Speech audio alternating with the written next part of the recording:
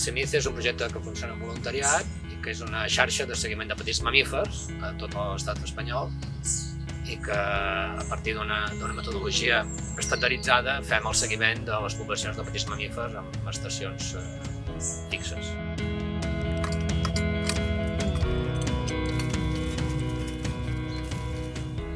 El CEMICE és un projecte que fa 10 anys que funciona, és un projecte que es va iniciar per iniciativa del Museu de Ciències Naturals de Granollers, per iniciativa també de la Societat Espanyola de Conservació i Estudi dels Mamífers, i es va iniciar a través de la xarxa de seguiment que ja teníem en parcs naturals de la Diputació de Barcelona i de Torre, amb l'Institut d'Estudis Andorrans.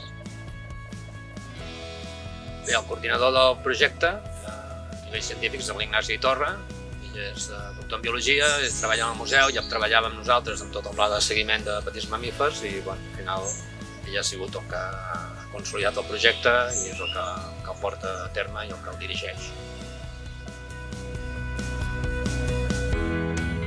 El seguiment CEMICE el que pretén és interpretar les oscil·lacions poblacionals dels petits mamífers comuns tant en l'espai com al temps. Intentem buscar parcel·les que no siguin molt grans perquè siguin relativament senzilles de mostrejar, però que a la vegada ofereixin uns resultats que siguin interpretables ecològicament. Utilitzem dues metodologies principals, una d'elles és una metodologia directa, que és el trampeig en viu, i l'altra és una metodologia indirecta, que és la que aporta, per exemple, la dieta dels depredadors, que són els excrements, les agròpiles. Quan han menjat petits mamífers, doncs es troben aquestes restes en el seu menjar. La metodologia consisteix en posar els paranys al camp, a la parcel·la, i l'endemà revisar-lo.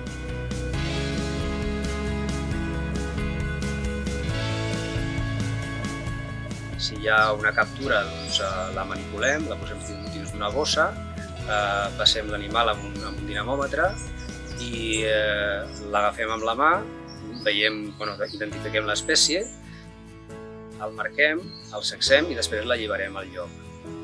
D'aquesta manera tenim una estima de la població, amb unes marques que li posem a l'orella, que són com uns cròtals numerats, i d'aquesta manera podem saber del cert que el mateix animal no el comptem dues vegades.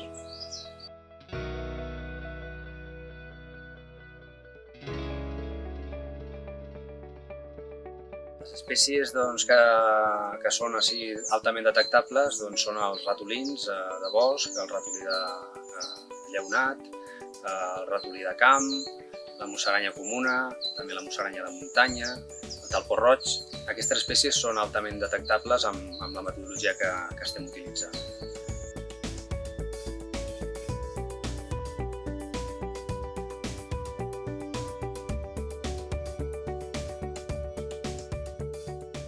Els petits mamífers són la presa principal de molts depredadors i després una altra funció fonamental és que són grans dispersants de llavors. L'important del CEMICE és aconseguir sèries llargues de dades per veure com varien aquestes poblacions en l'espai i en el temps. I tenint en compte la importància que tenen dins de la dinàmica de l'ecosistema, veure també una mica com pot afectar a la resta d'organismes que estan interrelacionats amb els petits mamífers.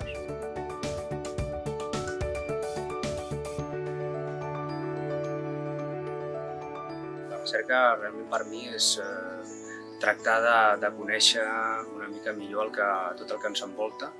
Jo considero que el coneixement és com una mena de gran enciclopèdia inacabada i que cada peça de recerca aporta un fascicle nou a aquesta enciclopèdia i realment, malgrat tots aquests anys, jo me n'adono que encara el nostre coneixement és molt, molt pobre.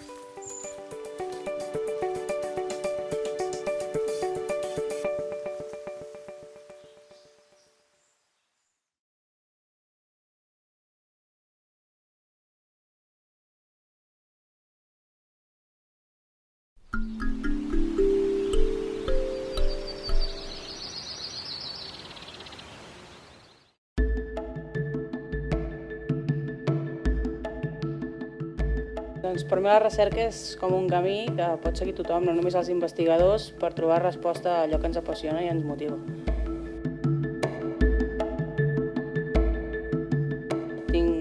la sort d'estar centrada en estudiar el liró gris i de tirar endavant el que és el projecte Liró. Aquest és un projecte centrat en estudiar aquesta espècie a Catalunya, però també posar les bases d'un seguiment a tota l'àrea de distribució de l'espècie a la península Ibèrica i no només quedar-se aquí, sinó intentar que ens serveixi per trobar eines també per poder gestionar correctament aquestes poblacions i no només estudiar el liró gris, sinó donar-lo a conèixer, ja que tot i que és una espècie present en els nostres ecosistemes, també encara molta gent la desconeix.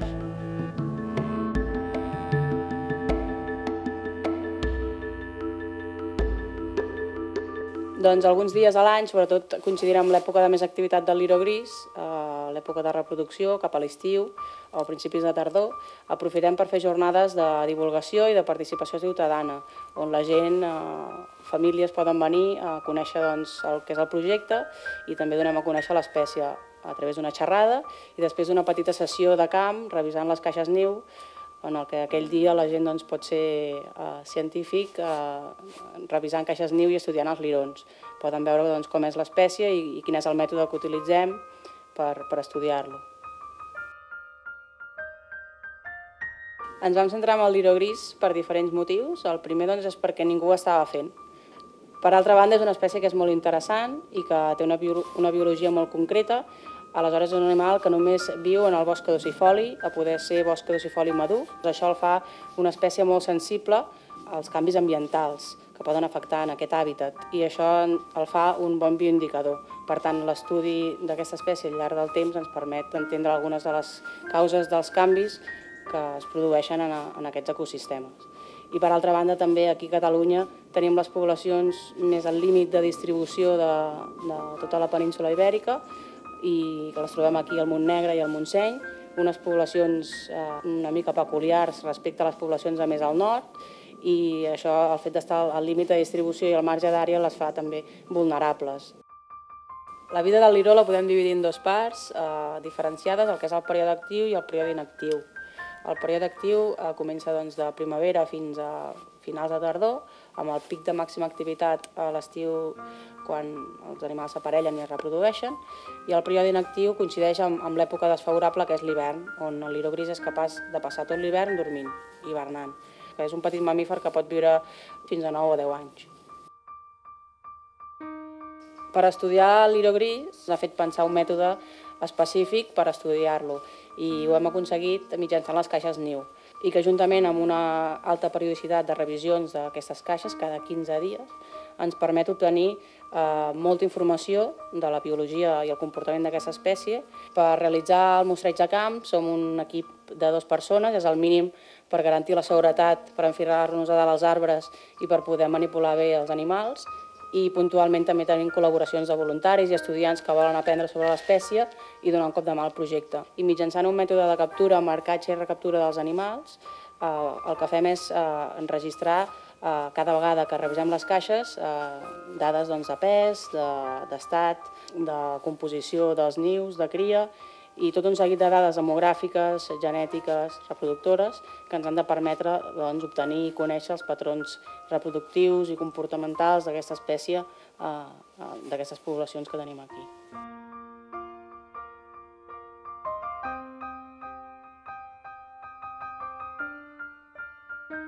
Penso que soc molt afortunada d'haver pogut treballar tots aquests anys amb aquesta espècie, amb el liró gris, i he après moltes coses d'ella, però no només d'ella i de la biologia, sinó també aprens coses treballant al camp i amb aquest tipus de feina d'un mateix.